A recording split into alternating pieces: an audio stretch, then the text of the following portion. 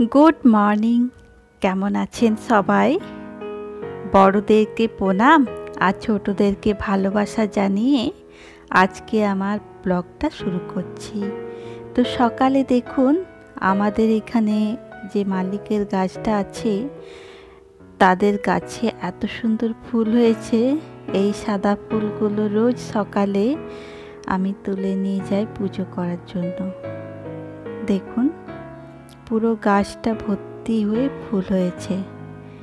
তারপরে আমি চান করে চলে এসেছি আর এখানে আমি ঠাকুরের বাসনগুলো ধুয়ে নিচ্ছি। প্রত্যেক দিন এটা আমার কাজ থাকে, এই নিত্য পুজো করা সকালে।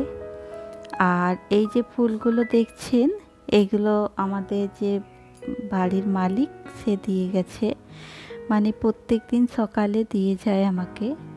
তো এইগুলো আমি নিয়ে চলে এলাম আর তারপরে ঠাকুরকে আমি সব পরিষ্কার করে এখানে আরতি করে নিচ্ছি। ঠাকুরগুলোকে সব মুছে পরিষ্কার করে নিয়েছি, প্রদীপ জ্বালিয়ে নিয়েছি আর তারপরে এখানে ধুনো দেখিয়ে দিচ্ছি। এবারে যখন শ্বশুরবাড়ি গেলাম তখন দেখছি যে ধুনো দেখাচ্ছে সবাই, আর আমার খুব ভালো লাগছিল, আমিও দেখাচ্ছিলাম।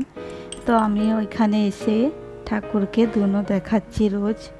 তারপরে আমি এখানে চা করে নিচ্ছি।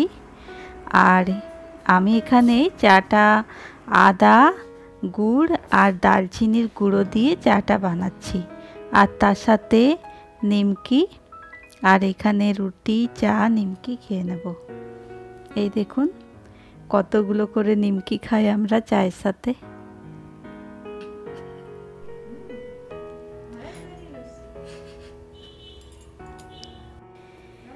তারপর এখানে আমি চলে এসেছি আমার বড়দির বাড়ি।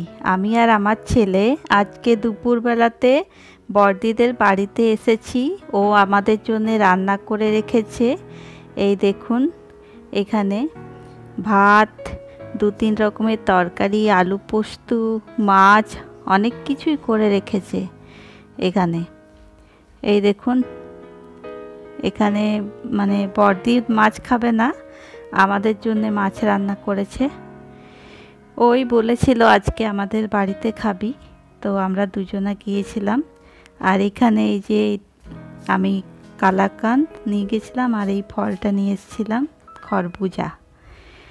আর এই দেখুন দুপুরে ভাত খেতে বসে গেছি, গিয়ে পরেই ভাত খেতে বসে গেছি। আর এই দইটা বড়দি এনেছিল, আর আমার দই খেতে খুব ভালো লাগে, জানে সবাই।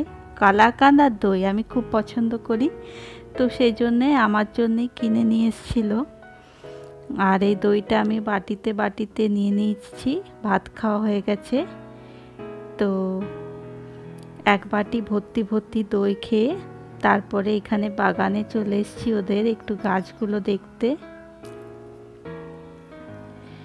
এই দেখুন এখানে এদের জল খুব কম আছে, তো একটু একটু করে গাছগুলোতে জল দিয়া দিচ্ছি, যে মাটিটা একদম শুকনো হয়ে গেছে। এই কুয়োর জল, এদের কলের জল নেই। আর এই দেখুন অনেক রকমের গাছ হয়েছে, কিন্তু একটু শুকনো শুকনো মাটিটা। আর এই কাঁঠাল গাছটাতে কিছু কাঁঠাল হয়েছে। আর এই দেখুন এই বড়দিদের অ্যাকোয়ারিয়াম, এটা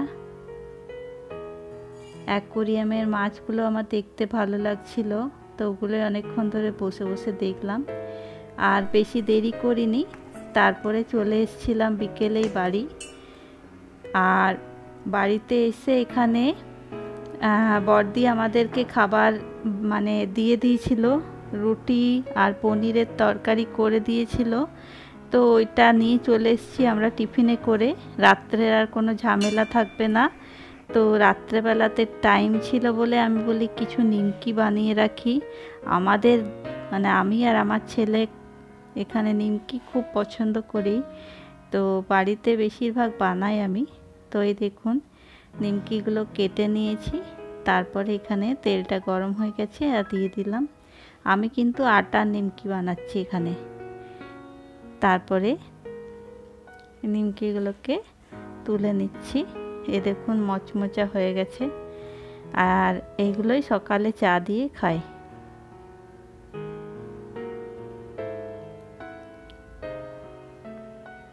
তারপর এইটা হচ্ছে তারপরের দিন। আমি দুপুরে মানে সকালে ভাত চাপিয়ে দিয়েছি এখানে।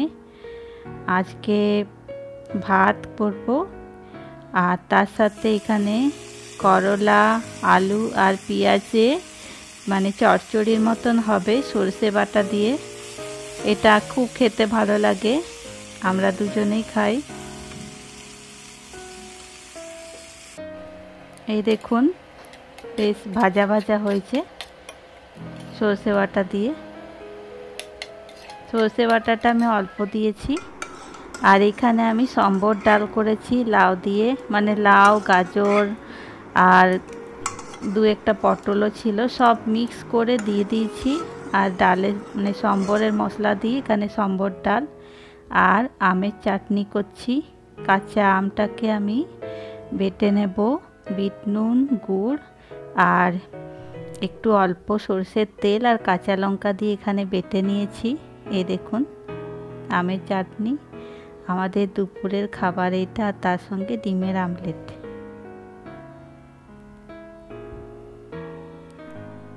আর তারপরে টাইম ছিল দুপুরে রান্না খাওয়া ধোয়া হয়ে যাবার পরে আজকে ডিবাগুলো একটু পরিষ্কার করে নিলাম।